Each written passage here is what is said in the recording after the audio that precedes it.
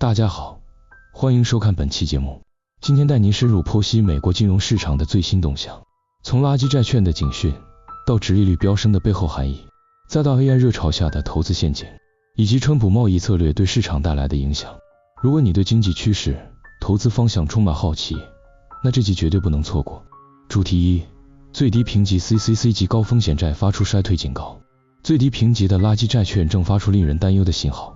Triple C 等级的企业债，其利差近期急剧扩大，这代表高风险企业的融资成本飙升，市场对其违约的恐惧正在升高。过去，这种利差扩大的现象往往出现在经济衰退的前夕，投资人开始避开低信用平等的公司债，资金涌向更安全的资产。这也表示市场对未来的经济前景产生不安。不仅是金融机构，就连散户也开始撤出风险较高的标的。垃圾债市场向来被视为经济的风向球，当资金开始撤离最脆弱的企业，意味着整体市场的信心正在动摇。部分基金经理甚至直言，这可能是下波风暴的前兆。信用平等低落的公司一旦无法再融资，将面临现金流危机，而这样的风险有可能蔓延至其他资产市场。在通膨尚未完全受控的背景下，利率压力依然存在，这使得信用弱势企业的处境更加困难。即便有些投资人仍看好高报酬，但这样的报酬背后潜藏巨大风险。如果市场突然转向，这些高风险资产将首当其冲，投资人此时更应审慎评估自己的风险承受能力。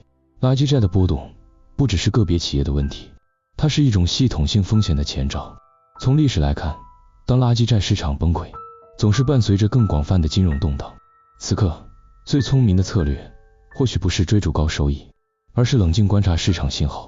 主题二：美国10年期国债殖利率突破 4.6%， 引爆抛售危机。美国10年期国债殖利率已飙升至 4.6% 以上，这并非单纯的市场波动，而是投资人信心动摇的结果。殖利率代表借贷成本，当它快速上升，资金压力将迅速扩散。对企业而言，融资变贵；对政府而言，债务负担加重；而对消费者来说，房贷、车贷等利率也会水涨船高。这样的环境下，消费与投资意愿都会受到抑制，债券价格与殖利率成反比。当殖利率上升，债券价格下跌，这引发一波又一波的债券抛售潮。特别是大型机构投资者为了控管风险，只能快速止损，而这样的动作会进一步推升殖利率，形成恶性循环。对于股市而言，这也不是好消息。高殖利率意味着无风险资产的吸引力增加，股市资金面临外流压力，同时也代表市场预期通膨难以迅速下降。联准会或许会因此延长高利率政策，进一步压抑经济成长。这是一个警告，过去低利率时代的红利正在快速消失。对于依赖杠杆的产业，如科技、房地产，冲击尤其明显。许多企业开始放缓招募与资本支出，等待更稳定的金融环境。但市场不会等待人，变化往往来得又快又猛。此刻，稳健、分散与避险成为投资人思考的核心。不只要看股市，也要关注债市，才能掌握真正的风向变化。主题三： AI 狂热，垃圾评级。矽谷新创的危机与机会。 AI 产业正在掀起资金狂潮， OpenAI、NVIDIA 等公司领先科技革命，投资人情绪高涨。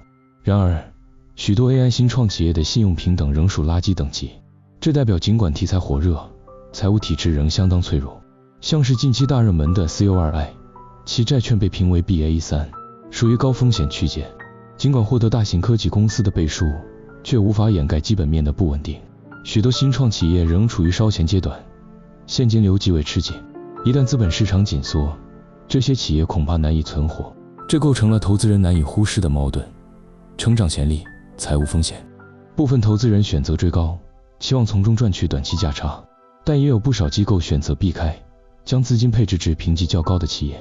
在这场 AI 赛局中，不只是技术胜出，更要资金撑得住。科技泡沫的历史告诉我们，过度乐观往往埋下崩盘的种子。这并非唱衰，而是提醒理性评估每一家公司的实力与风险。即便技术再先进，若无稳健的营运模式，终究难以持久。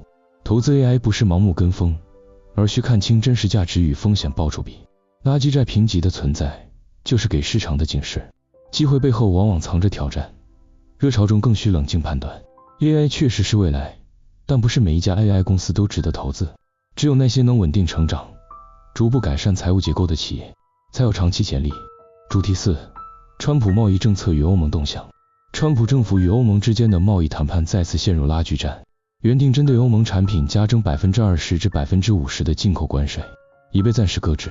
双方同意将最后期限延长至7月9日，希望能避免贸易冲突升级。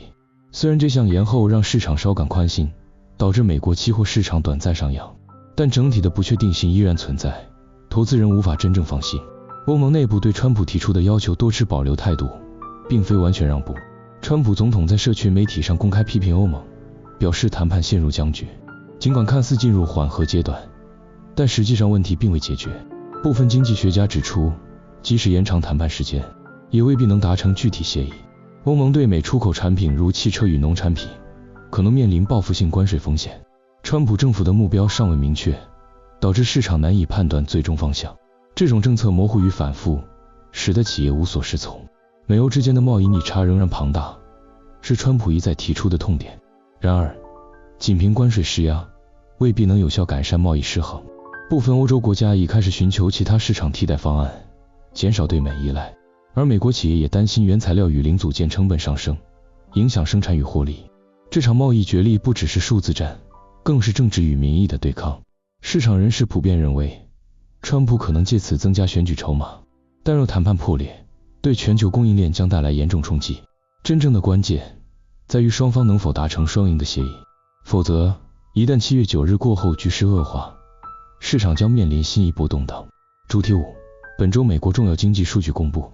5月底，美国即将公布多项关键经济指标，引起市场高度关注。其中最受瞩目的是消费者信心指数与 PCE 评鉴指数。这两项数据被视为联准会评估通膨与利率政策走向的重要参考依据，特别是在高利率环境持续的背景下，任何通膨放缓的迹象都可能引发市场对降息的期待。反之，若通膨压力依旧，则将强化联准会继续维持高利率的立场。此外，个人收入与支出数据也将同步公布，这能够帮助分析民众的实质消费力是否受压，进一步推估美国内需是否出现疲弱。若民间消费开始放缓，企业获利与股市前景也可能受到影响。除了宏观经济数据外，本周也有多家科技与零售巨头公布财报，其中包括 NVIDIA、Salesforce 与 Costco 等重量级企业。NVIDIA 作为 AI 浪潮的领头羊，其财报将牵动整个半导体与科技股的走势。Salesforce 的营运表现则能反映 SaaS 云端产业的需求状况。Costco 则提供了消费者购买行为的第一线观察依据。这些数据与财报的组合将成为投资人评估经济健康与市场风险的关键依据。若数据全面优于预期，市场可能展现强劲反弹；反之，若出现衰退迹象，将加剧投资者的避险情绪。未来几日，建议密切关注官方公布时程，以利迅速调整投资配置与风险管理策略。以上就是今天的美国金融观察重点整理。风险与机会并存，冷静判断才是投资关键。如果你觉得这些内容对你有帮助，欢迎在留言区分享你的看法，也别忘了按下订阅与小铃铛，掌握第一手的财经解析与市场警讯。感谢收看，我们下期再见。